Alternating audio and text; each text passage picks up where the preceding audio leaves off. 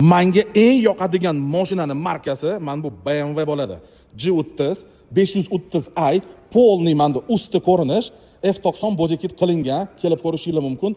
Konkretna pozitsiya bo'yicha juda farshirovniy, massaj, passaj hammasi bor. Narxi 39,5 edi, lekin 36 mingdan 39,5 orasida narx sizlar bilan kelishuv qilsa, men berib yuboraman sizlarga. Qaysi mashina masaji ko'proq yoqyapti senga? Masajimi eng yoqayotgani mana bu Eco 350. Qanaqa qiladi? Qanaqa qiladi?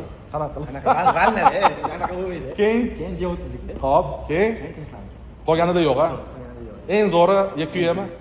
Eshitdinglarmi? Mana hammasi emas, 6 ta 7 ta mashina haqida video qilib beraman informatsiya bilan birga. Tesla Model S dual motor 100D komplektatsiyada, polniy privodda 308 chiqadigani, narxi 25900. Mercedes EQE 2023-yil, probeg juda kam, uni kelib ko'rishingiz mumkin. Narxi $51,000. Bu yerda bizda ikkita qizilcha, bu 25900 Infinity, probeg atiga adashmasam 16000, 2018, bu 2009-yil Mini Cooper kraskasi top toza, narxi 11500. Men bu Boomer semyorkani E38 ni ko'ruvdinglar, ko'rmagan bo'lsanglar, profilda pastroqda videolari to'lig'i bor. Ammo bu Vitoga men zaklad уже olib olganman. Mana shu Jonkam Sirocco Volkswagen juda chiroyli mashina. Buni 1 yillik variant ham berib yuboraman, yeslicho.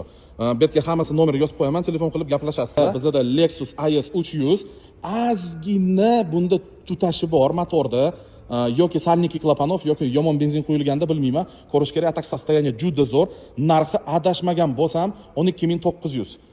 Betda $13,000 211 5 litrli motor, uni 12000 ga berib yuboraman. Kelib ko'ringlar.